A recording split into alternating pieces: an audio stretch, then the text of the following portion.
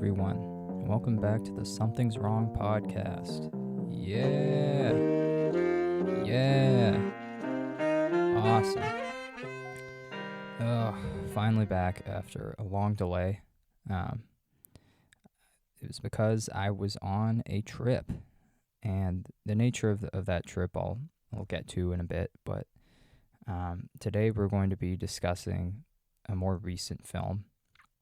The 2022 horror spooktacular known as Smile, directed by Parker Finn in his directorial debut for a feature film, which is pretty fascinating stuff.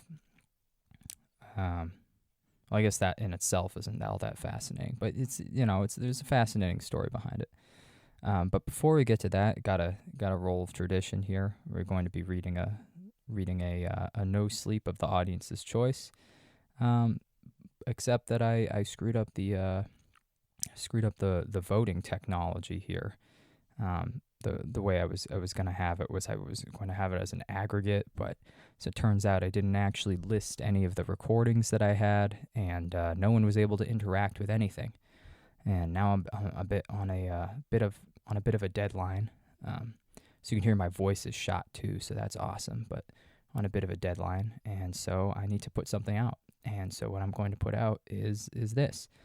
So instead of going for the title that you all voted for, I'm going to just go through the list and see which ones haven't been removed by those pieces of shit Reddit mods.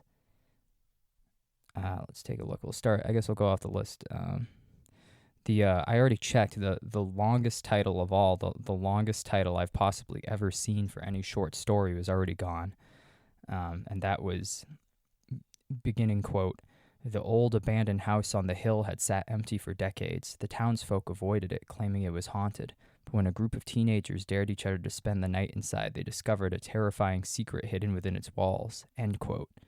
That one was gone, removed by moderators who I hope rot in hell for millions of years and suffer terribly for it. But so that one's gone, probably for violating whatever stupid first person pretend it's real rules that they have over there. So whatever, fuck them, doesn't matter. Let's see. Another one I found was a series. I don't want to do a series. Series suck. Maybe if someone wants me to read a series at some point, we'll do that. But I guess we'll roll with Susurrus, perhaps. I don't know. Let's see what's Susurrus all about. This is fine. Susurrus. No. Do that. That one. Okay. All right, here we go. Here's Susurrus. Jesus Christ. I can't keep doing this to myself. I can't keep doing this. All right, whatever. Moving on. By user universe unknown to man. I guess that's cool. We'll cut that out if I get a lawsuit from some undercover famous writer who's writing as universe unknown to man on the free horror story forum NOSLEEP. All right, this is Susurrus. Get inside right now. Daddy, what's happening? My daughter was clearly terrified. My wife held her with a firm embrace as she stepped into the basement door. The clouds on the horizon were looming, ever watching and growing steadily closer. I wouldn't run from this. Why would you? Our former priest, now clearly a madman, stood around the corner of our house. The bishop pointed a shotgun right at me, and realizing I had one on hand, I pointed mine too.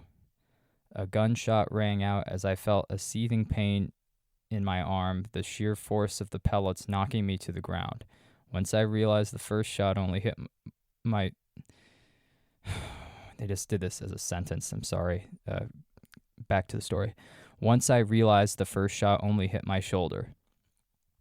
I was deeply wounded, but could still move my body. I jolted upright as the false prophet we once knew as one to be trusted aimed his shotgun directly at my forehead. Do not run from the judgment of God, boy. Ya hear? He shook the gun violently. Please, I just need to protect my family. You never put your family before God, you know that. That's not in our Bible, and you're not our priest. I felt sharp and blunt blow nearly knock me senseless. The raging pastor had struck me with the barrel of his shotgun right over my head, leaving me dazed but still somewhat conscious.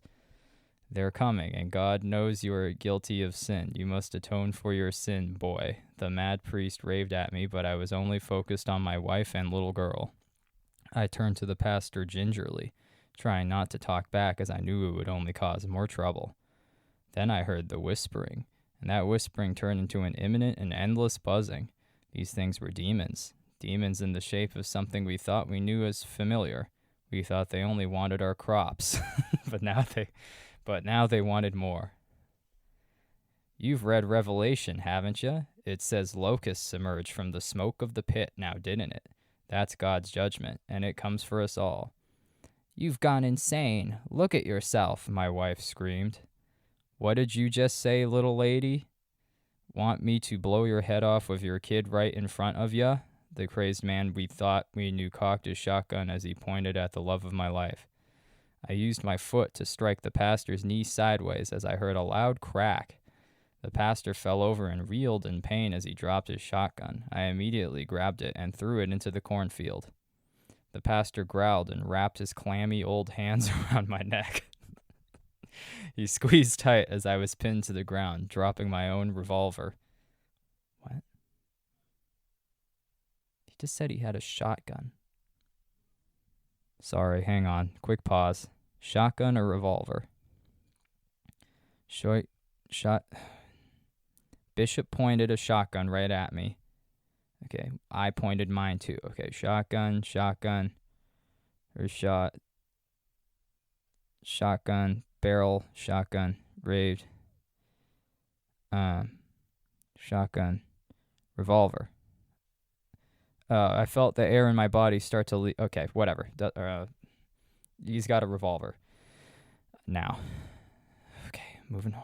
I felt the air in my body start to leave me, losing oxygen as stars started flashing in my vision, then spots followed.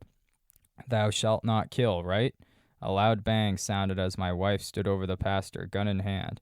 The pastor let go as soon as his knee, the one I had almost broken earlier, was blown to bits. It gave me just enough time to crawl over to my daughter and wife, and as the humming of the swarm grew closer, I started to shut the barn door. Then the pastor stopped me, attempting to pull B back into the light of day again. He tugged hard at my shirt and collar. He practically gained all his strength and pulled me out of the basement, limping and dragging me by the hairs. He stood me up and forced me to watch as the swarm got closer, the cloud of devils gaining wind. Look at them. That is your judgment, our judgment. The kingdom of God draws near, boy. I reared my head forward to headbutt the shell of my friend in the nose, only to repeat it so I could get a good hit in. I sprinted as the bugs dived down upon the earth we stood on, swarmed my husk of a friend. I didn't look back. I heard his screams, and I didn't look back even for a second as I shut the door to my bunker. I heard him screaming my name for hours, even after the swarm was long gone. He banged loudly on the door as my family lit our lanterns and ate from cans. He continued to scream and laugh. He even cried a bit, but he was still alive. I could hear his bloated and mangled flesh squelching over the door of our basement. I could hear his shuddered and guttural breathing. I could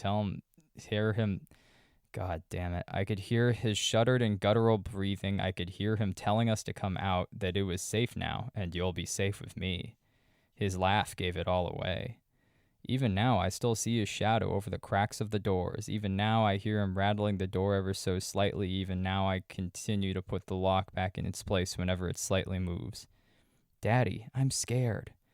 When will he stop? Please make him stop. My wife begs me to go out there and put our once good friend out of his misery, but they know I can't do that. If he was strong enough to take me on in his normal state, how strong would he be now? Getting tired as I write this. My wife and daughter are already asleep. The bolt lock is loosening up again, and I'm not sure if there's a way out anymore. I just hope God will give me strength. And that's the end of the story. Man, this is that was the story. There only one comment by someone called the Soviet, spelled like all French, like Soviet, like with an extra E at the end and an extra T at the end. So Soviet tank. And they, I guess, commented, "Have you ever considered exploring other congregations? Doesn't sound like this church is working out for y'all." That's pretty good. That's a pretty good witty little comment at the end of this. I kind of wish there was a little bit more respect for the English language in this story, but sometimes you get what you get. Anyway, that portion's done. I'm not reading another one. This sucks, and I don't. Okay. Yeah. So what are we discussing today? Right. Smile, directed by Packard Hewitt. Okay. Directed by Parker Finn. Right. And it's based off of a short film that he directed a little while ago in 2020, and it's called Laura Hasn't Slept. It stars someone named Sosie Bacon is the main character, the lead protagonist. She is the daughter of Kevin Bacon. I very much see the resemblance now. I can't believe I didn't catch that before, but yes, that is definitely her. But she, it seems like she's in a lot of, she's in a variety of things, a lot of TV shows, some movies and stuff. 13 Reasons Why. That's unfortunate. It's too bad. But this was her most recent movie, from what I can tell from her filmography, or at least her most recent major film. Yeah, here's a little. Well, all right. First, here's a little background for how I watched this movie. I watched this movie on a 7-hour flight back from Europe, and I was in Europe not because of vacation to abandon my podcasting duty. It was for the podcast. I went there for the podcast. I was trying to find more material, mainly by going to World War II battle sites and harassing people, and generally. I'll admit, it's apparently not wise to do this, but I was trying to get the fuck out of my studio. I don't care. No, I didn't say the name of the airline. It's fine. I don't give a shit. Get out of my studio. Get the fuck out. No, hey. Yeah, I know the recording's off. I know how to. I edit this as I go. It's fine. I know he does the touch-ups, but no, just leave. Just leave. Get the fuck out. Those battlefields, because I was, it's tough out there. I tried to get into some art houses, but they wouldn't let me in because I guess I looked kind of shifty, and they didn't want to let me look at any old European films, at least in the places that I checked out.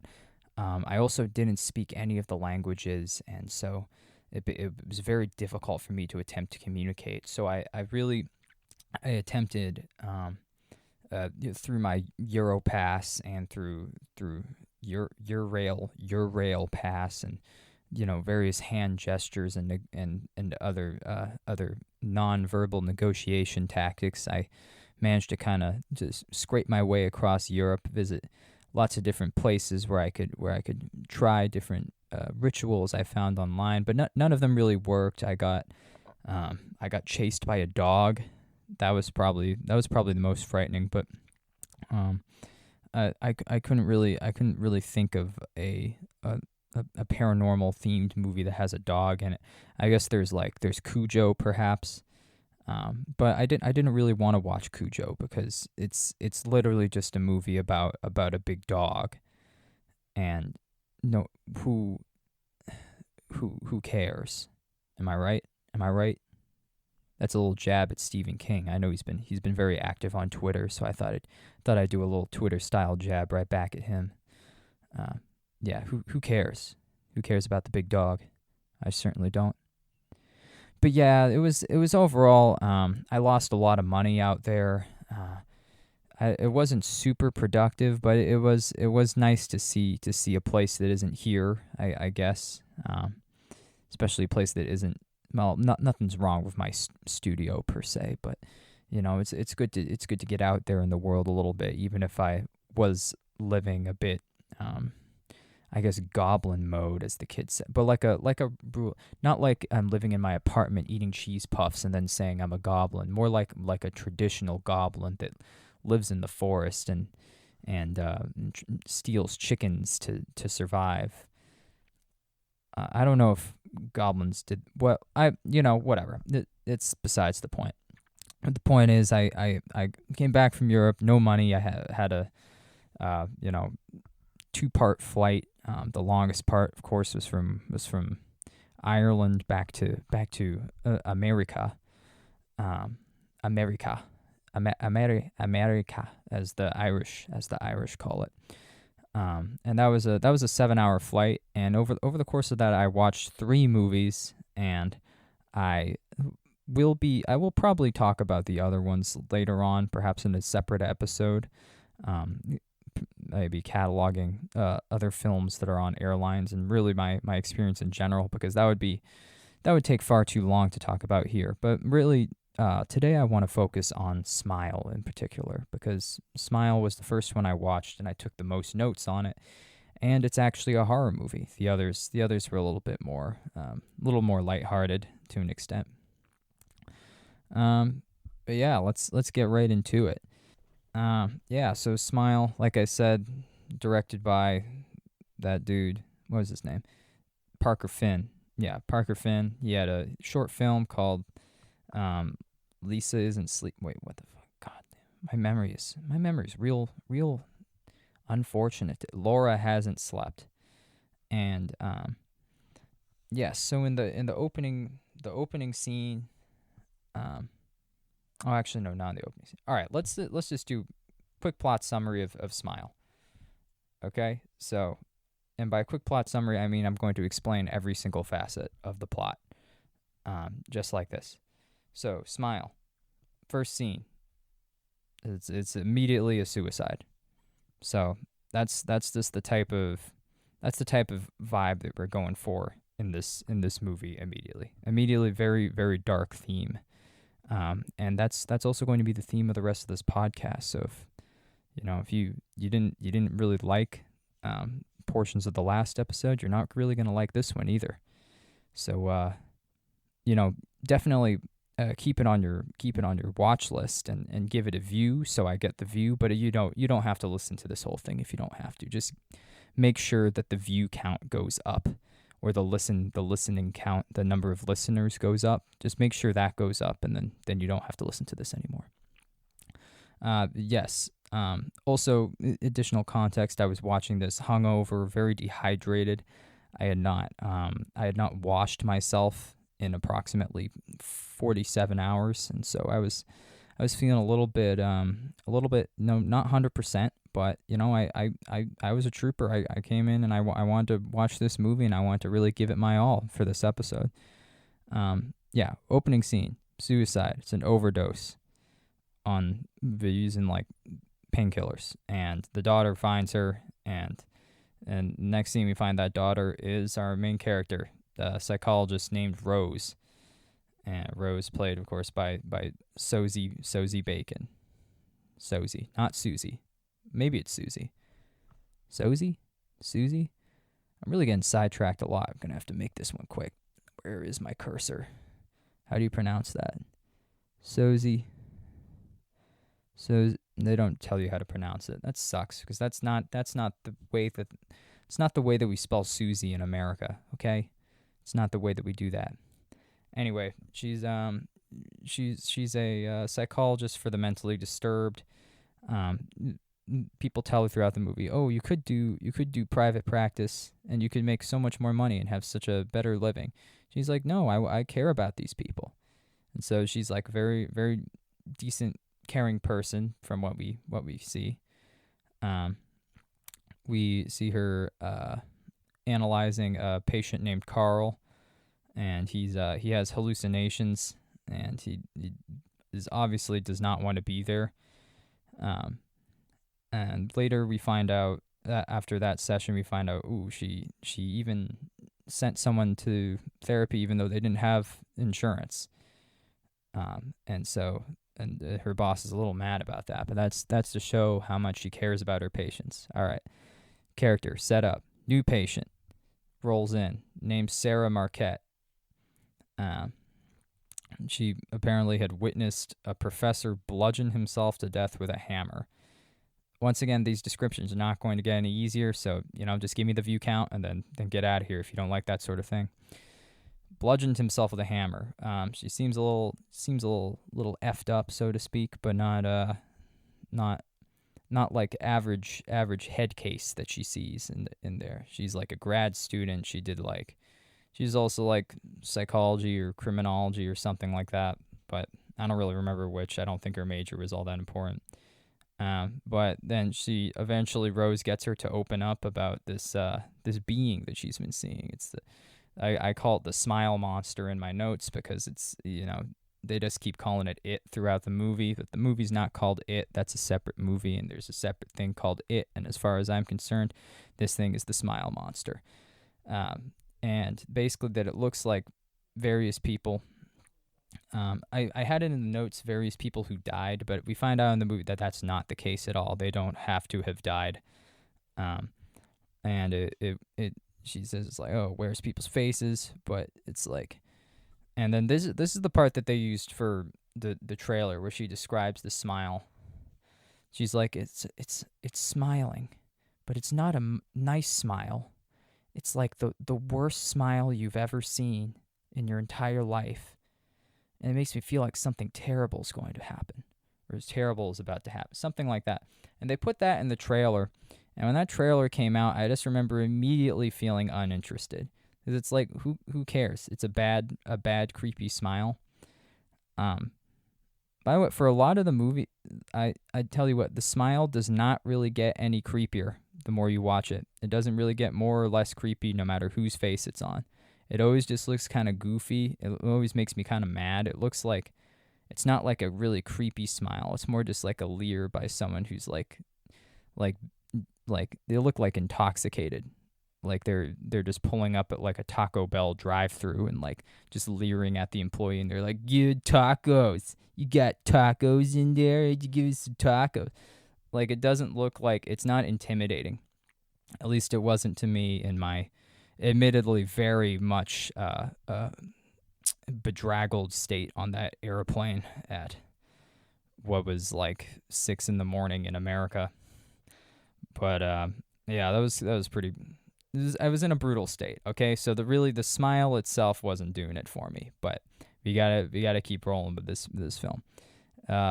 Yeah, so it's like, he's like, oh, it makes her feel this terrible dread that it's like something really bad's gonna happen, and then she like looks over and says, oh, it's here, and then she gets choked by something invisible. Well, first she like jumps out of the chair and backs up and is going and screaming, and then Rose is like, oh, I'm gonna turn around and turn my back on her even though she's having an episode in order to program this rotary phone over here that I have in the room. And I guess it's probably not a rotary phone, but you think it would just be like one button. But I guess by the time that she turns around, Sarah's back on her feet.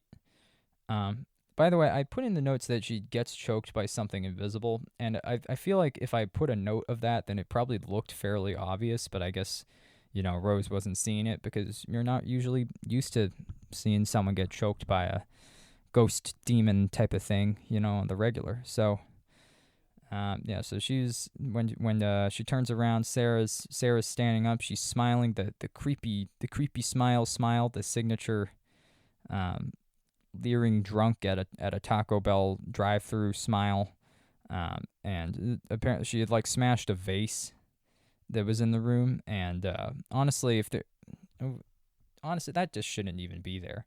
Like, why would you have a vase or anything that could shatter in a room where you're dealing with potentially mentally disturbed people? It just seems really counterintuitive.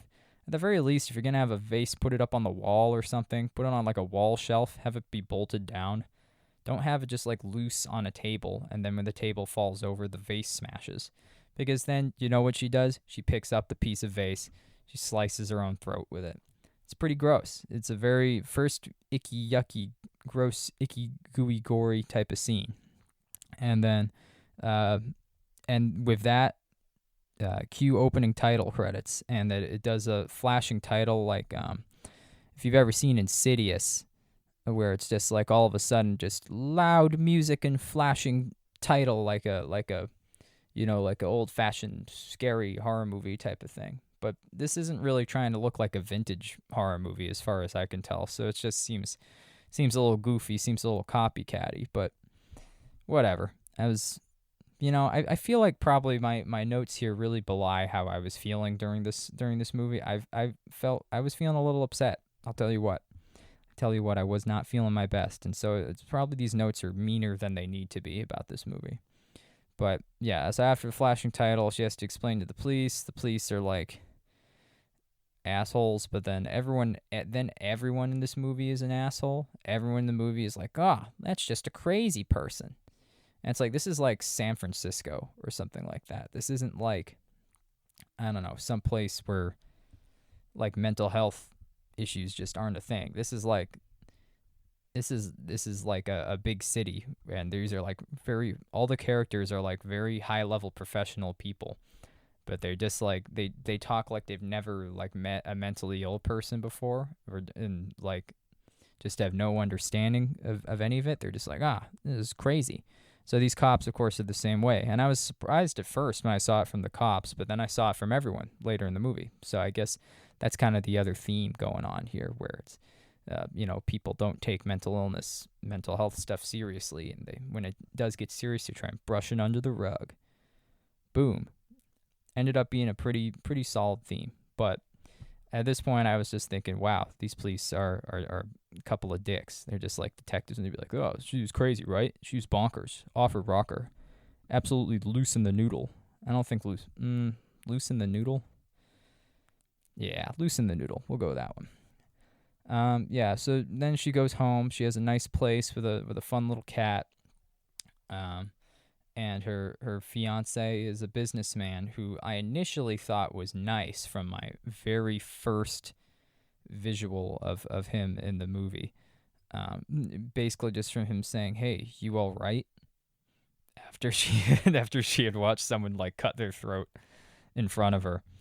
And then they go out to dinner, and you get to meet her sister and her brother-in-law, her sister's husband, for those of you who don't know how in-laws work.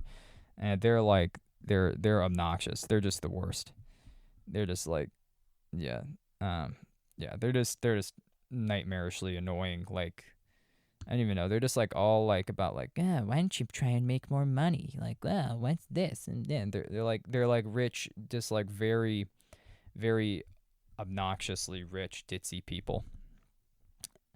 And then like back in the hospital, we meet Joel, who becomes kind of like the second main protagonist, because everyone else is kind of just like a nothing like asshole character.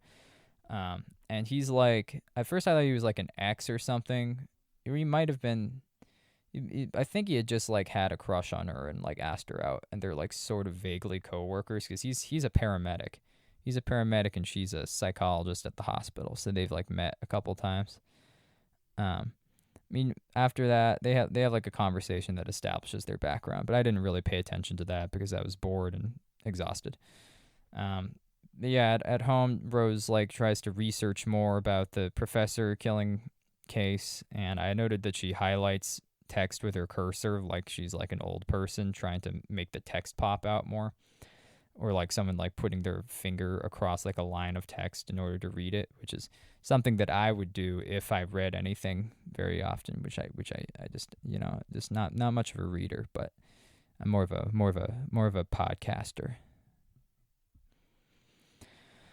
Yeah. Carl from before. Yeah. So, damn. What am I saying? Yeah, Sarah, yeah, finds that out at the hospital. She goes back again. Carl, her like first patient that he talks to, he acts like creepy. He does the stupid smile too. Once again, not scary, just kind of weird and irritating looking. Like I want to like smack him across the mouth. Like I would just want to smack just both of his like he's kind of got like pudgy like middle-aged dude cheeks. I want to just smack him across both cheeks. Like he's definitely at my Taco Bell drive-through um, asking about where if they still have a Baja Blast or do they sell alcohol here? Did they sell Modelo's here? They got Modelo's over in this Taco Bell. Like he looks like that. He looks like he's just like asking something and thinking it's a funny joke to ask something. But anyway, he just repeats that she's gonna die. Literally just says, "You're gonna die. You're gonna die. You're gonna die." And then she goes and she calls the orderlies. But like then she turns around, he's asleep. So it's like, oh man, it's like a hallucination. And because of that one incident that she very well should have been able to talk herself out of, she gets put on paid leave. It's like, yeah, you seem like really stressed out from it. It's like, I don't know, maybe there were other incidents that people had seen where she was like shook up from it. But it seems like it was literally like the next day. And then they're just like, yeah, why don't you just go on leave? Very important psychologist. Um, However, at this point, I noted that it wasn't that scary so far, but that I did manage to get jump scared by a baby screaming on the plane. Um, I can't verify whether that was true or not, even though it's my note. But it doesn't seem like something I would do. But that's entirely possible that I did get jump scared by a baby screeching on the plane. You know how babies are on planes, unless you've never been on a plane, in which case, sorry for being poor. That was a joke. At home, Rose's intruder alarm goes off and she drops another glass. Oh, yeah, she dropped a glass earlier when her fiance came up behind her after she had witnessed someone killing herself in front of her. But yeah, she drops another glass and the intruder alarm goes off. And my prediction in this note was that the glass is definitely going in someone's foot before this is all over, and but it never does. So that was a bit of a letdown, but there's stuff worse than that in here. She gets a creepy phone call that sort of like kind of explains the plot. Basically, it says that, oh, you let something in, and yeah, and that was supposed to be a call from the security company that does the alarm, and then after she gets a real call from the security company. The fiance comes home, and this is where we find out, oh, he's actually a really bitchy character too, because he comes home and he's just like, oh, you dropped another glass. What are you doing? Why'd you have the alarm set? She's like, I didn't have the alarm set. He's like, oh, what? Come on, Rose. Come on, Rose. I know 2 days ago someone sliced their throat in front of you and bled out all over your lab room, but come on, get it together. Don't drop a wine glass after your one glass of wine when the alarm goes off. Um, and then her cat goes missing. Her cat's name is Mustache, and I'm like, oh man, that's gonna be even worse than the foot in the glass. No one likes seeing cats. Something happen to cats, but something's happened to that cat. It'd be really weird if the cat goes missing and it's like a major thing that the character notices, and then the cat just comes back fine afterwards. That would be pretty funny. Not that funny though. Yeah, jump scares. Yeah, I noted that the jump scares aren't that good, especially when I'm just listening on airplane headphones while I'm on a massive jet that's has just roaring wind. And so without the jump scares, the movie isn't quite as scary. But then she gets jump scared by she's listening to audio from Sarah's very brief therapy session, and she gets jump scared by a ghost girl and then by her fiance again. Fiance once again slips out of the shadows like a psychopath, and she goes like, ah, and he's like, oh, what do you mean, come on, all I did was just jump out of the shadows when you're having a episode. And he's like, yeah. Anyway, she goes and she talks to her old therapist, I guess, from after her mom took her own life, and she wants a prescription for antipsychotics. but doesn't get it immediately because her therapist just wants her to come back for more sessions. Um, yeah. So, but next thing that happens is she goes to like her sister's birthday party, or no, her niece's birthday party. It's her sister's daughter's birthday, because that's how nieces work. And everyone's annoying. Like all of her sister's friends are just like weird drunk wine moms who just like bitch about either not being able to drink or like husbands or whatever. And then the niece like opens up a present, and oh my god, it's the present from Rose. Damn it. Opens up the present from Rose, and oh my god, it's Mustache. It's the poor kitty cat packed into the box. And then Rose is like, "Oh no, what Mustache? No!" And everyone's like, "You're crazy, Rose." And then Rose sees the smile on somebody, and it's like she's like, "No, no, ah!" She has a major freak out, even though there's tons of witnesses. And then she falls backwards and crashes through a glass table. And yeah, I wrote here classic Blumhouse bullshit. I guess at this point, once again, I was being a little bit more harsh on the movie than I normally would have, because I was very tired and hungover and disappointed in the lack of vengeful ghosts telling me how to do a podcast. And so I was, yeah, overall not in the best state of mind for this, but I think I was thinking about how these Blumhouse movies, they always just have like, everyone talks like they're on Twitter.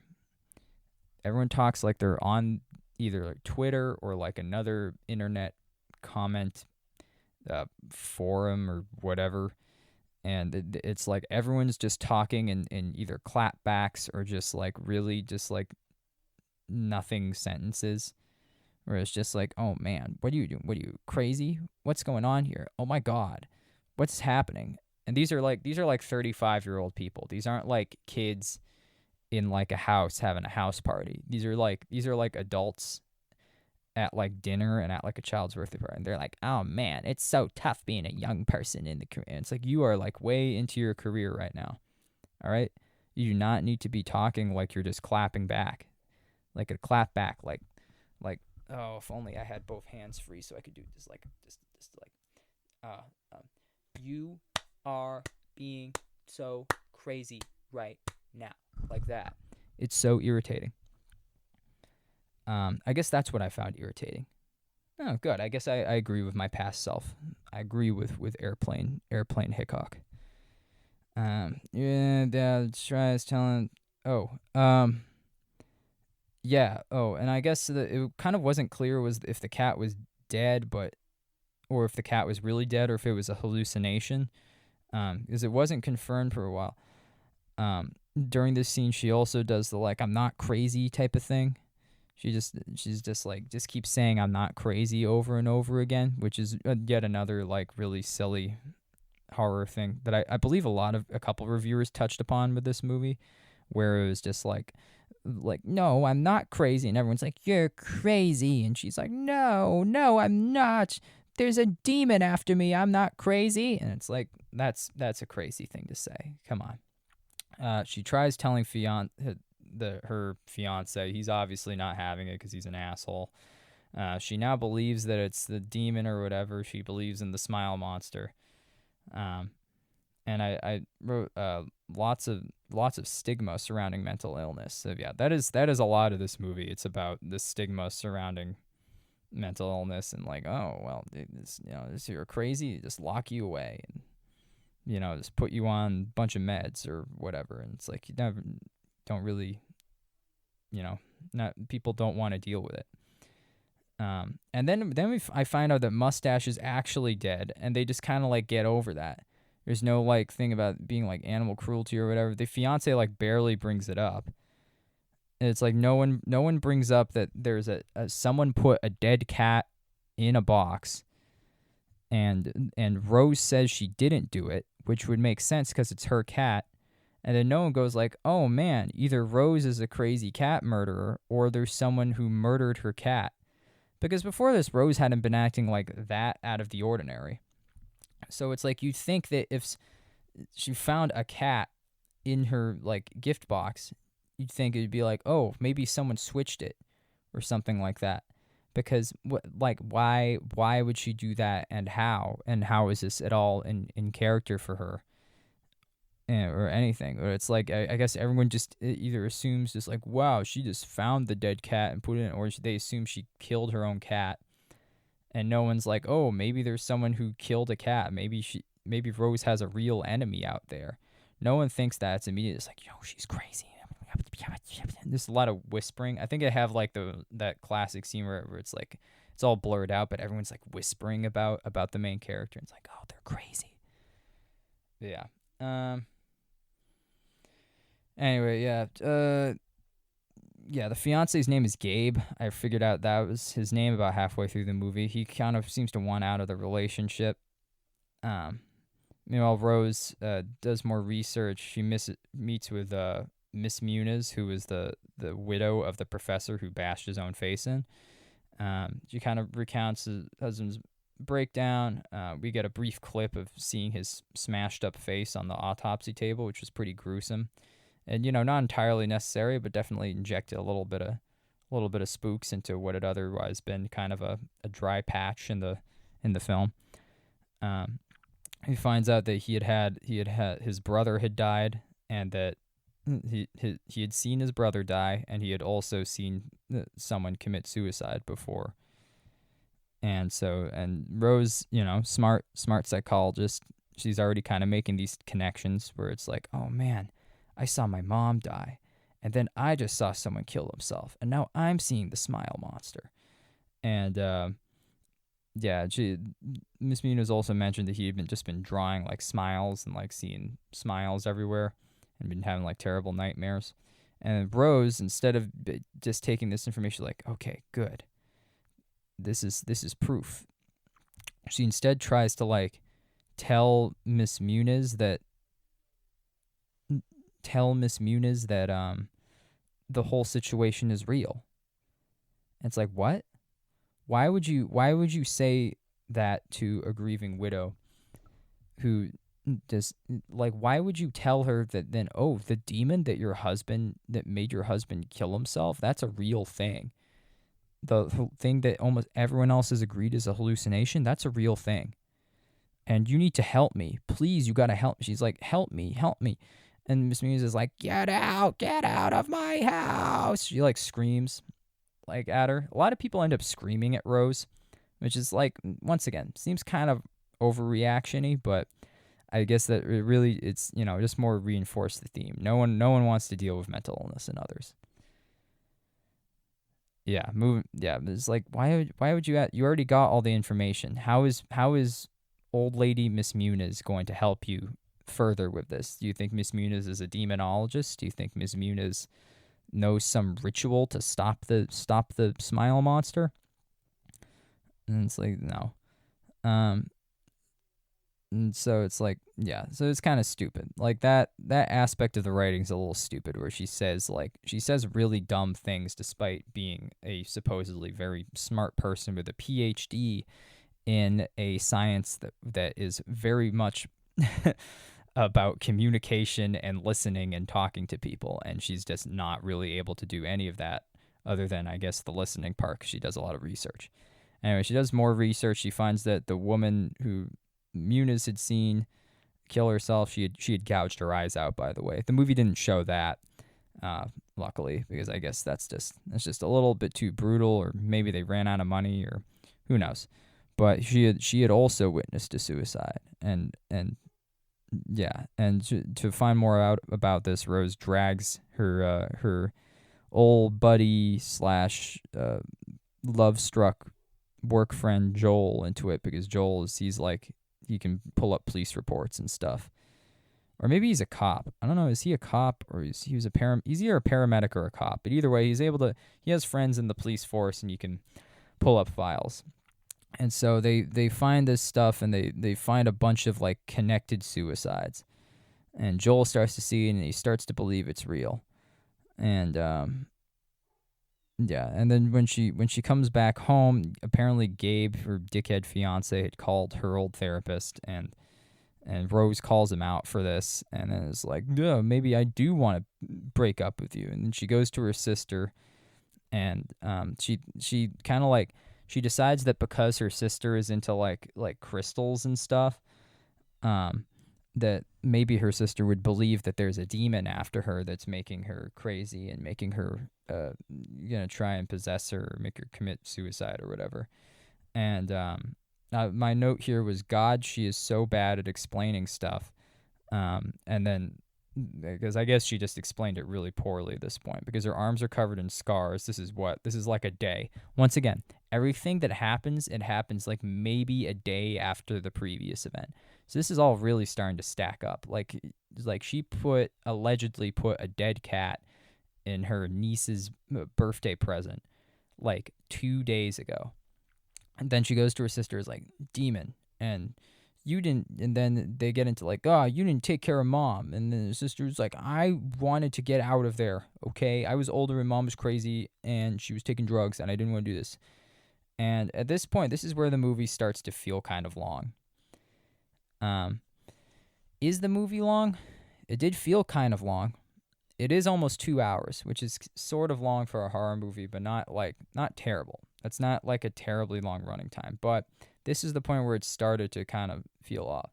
And then and then she goes back to her car and she hallucinates something that was like the final scene in the trailer, and it's like her sister walks up to the car, and then her head swings down like she has a snapped neck, a long snapped neck, and she has an upside down head, goes, yeah, and then Rose goes, ah, and she like screams and drives the car away, even though at this point she should understand that it's hallucinations at this point, but it's like, oh, driving the car, and it's like, yeah.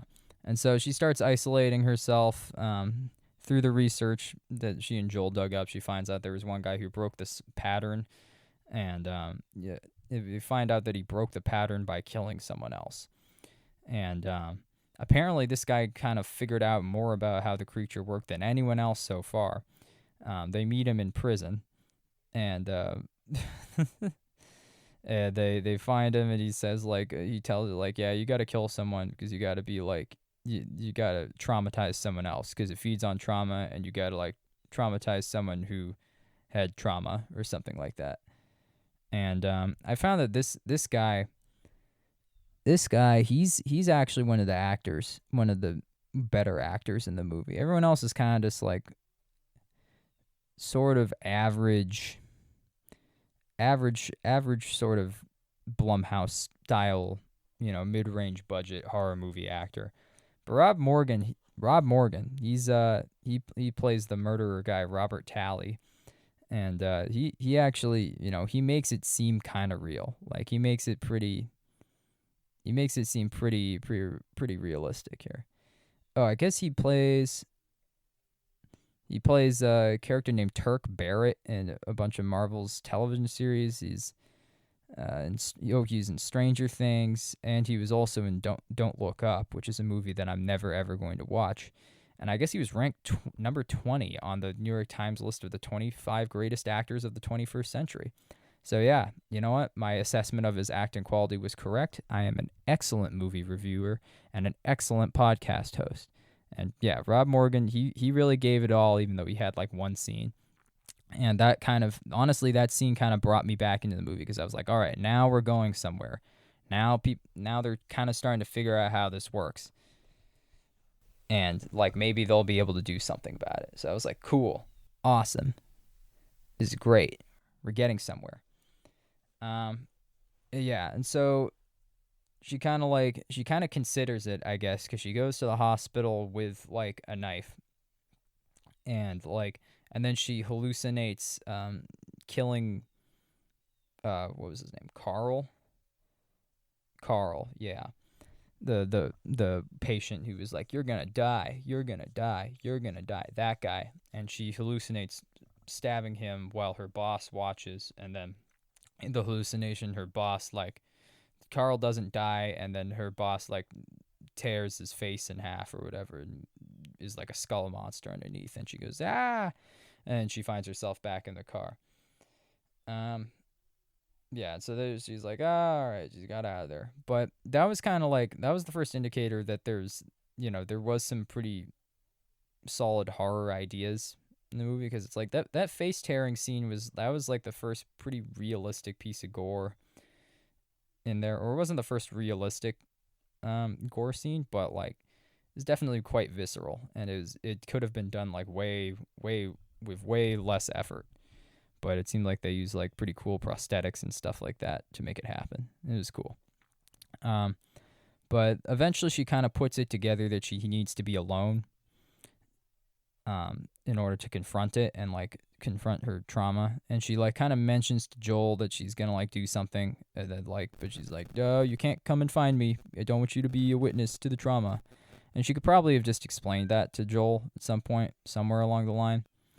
But whatever, doesn't matter. She goes to a spooky old house, which I guess was where her mom had died. And as it turns out, in a new flashback, we see that she had actually let her mom die. Her mom had asked her to call for help, and then little baby Rose, at 8 years old or whatever, didn't do it. And yeah, so the smile monster takes the form of her mom, and it tries to like guilt her. And then Rose is like, no, you were too much for a 10-year-old to handle, and it was like, you let me die. And then the mom becomes like a tall smile monster that kind of just looks like a big stretched out like She-Hulk type of thing, but with like a weird gaunt face and a creepy-ish smile. And yeah, the whole monster morphology is pretty interesting, because it's like it kind of comes out of nowhere. You're like, all right, this is just like low budget because it's just people smiling. Like they don't even do anything to digitally enhance the smiles. It's all just like people smiling and looking kind of creepy. But this is like kind of a real monster transformation. It becomes like just a big tall lady, and it pins her down. But then Rose says, "Oh, you're trapped with me in here," and then she like breaks its arm and then hits it with a lantern and sets it on fire, and in the process sets the house on fire.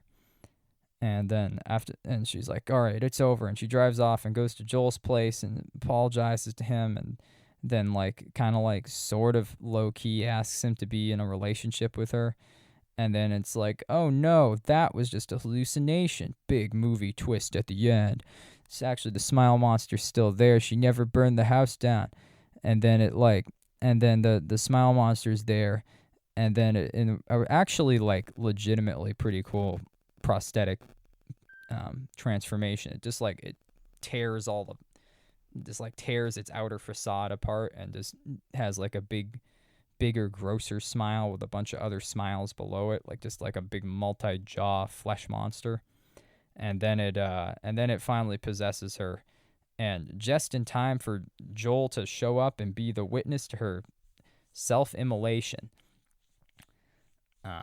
And so it's like, oh no, she set herself on fire because the monster got her, and now it still has a new victim in Joel. And it's like, damn, Joel should have looked away. And then the movie credits, it ends with the song "Lollipop" by I don't know, by some the Lollipop Guild. I don't know who's. It's like lollipop, lollipop, oh lolly, lolly, lolly, lolly, lolly. It's that song.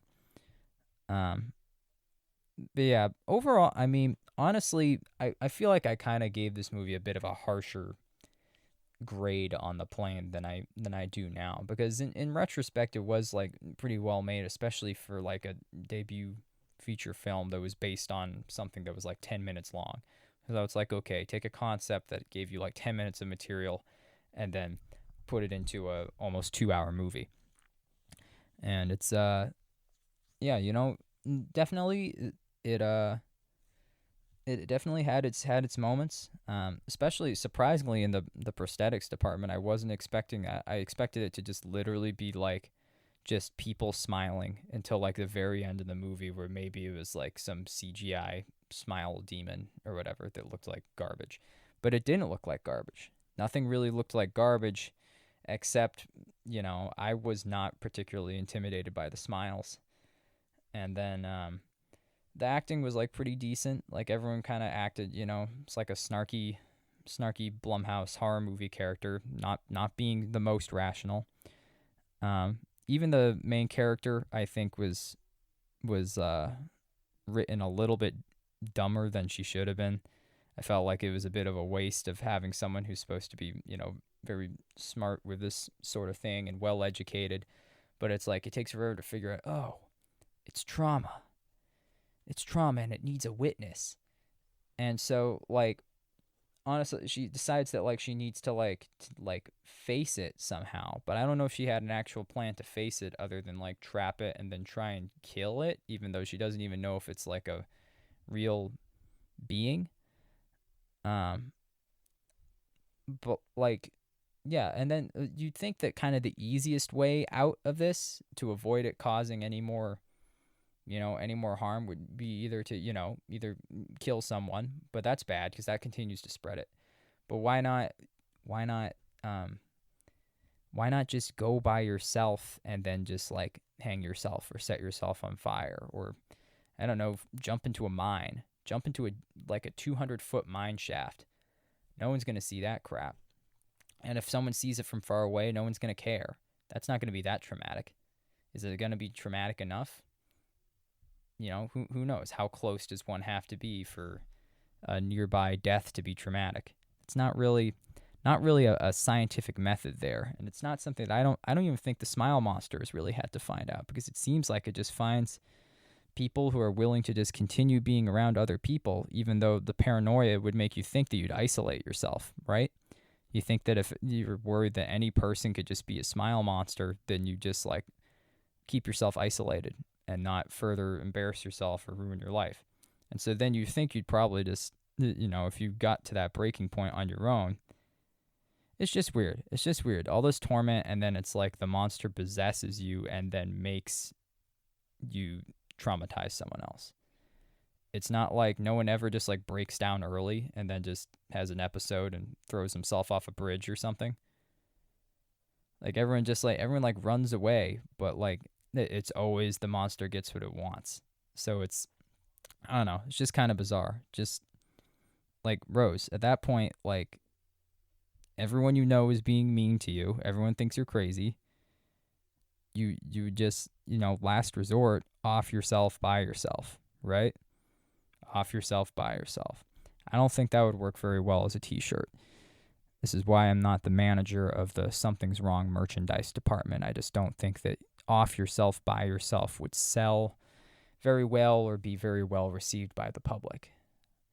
Actually, the fact that I'm making that deduction myself tells me that maybe I would be good at this. Maybe this is something that I should have a greater hand in. I should be able to design my own merchandise because I know that would be bad, unless of course someone wants it, in which case it'll be on the website soon.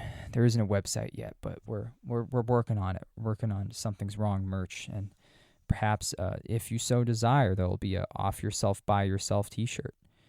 But yeah, that's about all I have to say about Smile in particular. I was right. This was going to run a little bit long, but I had a lot of notes. There was a lot to unpack. It's a pretty sizable movie, especially for just the average Blumhouse horror film. It did really well in the box office. It was like the best-selling horror movie that year, and like best one from like one of the past couple years. It was considered a blockbuster. It was definitely pretty cool. Yeah, cool enough. Definitely some stuff that was a little bit disappointing and irritating, and didn't really make that much sense. But sometimes you gotta get what you get. And you don't get upset. Sometimes what you get is just a big flesh monster with a lot of teeth that looks pretty cool. Yeah. All right. Before we go, let's figure out a list of the next possible bunch of no sleep stories to read. There's always going to be more of those. Always more. So many, because they make them every day. There's like millions of people on that forum, so you're gonna get something. You're always gonna get something. All right, let's see. What do we got here? We have. Let's look at. Yeah, we'll look at hot. Why not hot? That's where you find the good stuff. You find it on the hot tab of NOSLEEP /NOSLEEP. Hot tab. Here's one. I thought moving to the country would be a good thing. I was the manager for a hotel with a very particular clientele. I may have been condemned to something worse than death. Next one. I just had a run-in with the Grim Reaper. Turns out his name is Scott. Next one. Something happened to me when I was a kid. Very interesting. Tell me more. Sorry. That was rude. I apologize. If you see a light on the water, run. Next one. If you hear an ice cream truck after midnight, keep away. Might want to comment there. Not comment, comma. Next one. Something happened to my friends on our camping trip. Now I'm new. Oh. Okay, it's kind of rewritten in this first line of the story. Something happened to my friends on our camping trip. Now I'm next. Sorry, dude. Sorry, you gotta fix that sort of thing. And then finally, Mr. Edwards. Ooh, hang on, one more. Here's a really long title. I'm the owner of a small diner in the middle of nowhere, and I like to give travelers who come in a discount provided they tell me a story about their lives. Over the last decade, I've heard some really terrifying things. Now, that's a nice long title. It's not 3 sentences like that one that got removed, but this one looks pretty popular. So I'll list all of those. You guys out there, you can go ahead and vote on whichever one you want. But I know which one I'm leaning for. I'm leaning for small diner. Perhaps something happened when I was a kid. Something happened. Was it what happened when you were a kid? Was it something wrong, perhaps? Something wrong? Did something wrong happen to you? Something wrong? Oh, hotel manager I guess it seems like something. But yeah, that's about it for this episode. And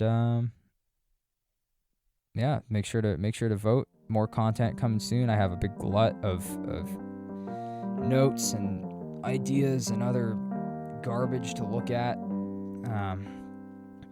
There's a lot of things coming up now, especially since I've been delayed so much and need to hit a content deadline and blah blah blah. Gonna get the studio shut down. Blah blah blah blah blah.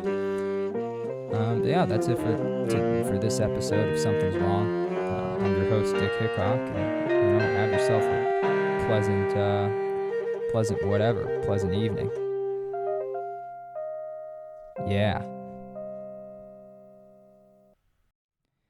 You need to stop barging in on my studio while I'm recording. It really upsets me. I know you're my producer. I get it. I get you need to come in if you think that I'm going to do something that's going to make your landlord kick us out or get us in trouble with a major airline company. But I need you to not barge in like that again. It ruins the feng shui.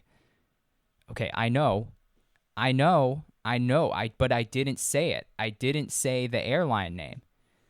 And if you think I did, there's no proof. I deleted it. Okay, I deleted it. It's gone from the recording. So there's no reason for you to be getting this mad about this, all right? You're such a bitch. You're such a bitch. The microphone isn't on. Oh shit, look at that. Whoa.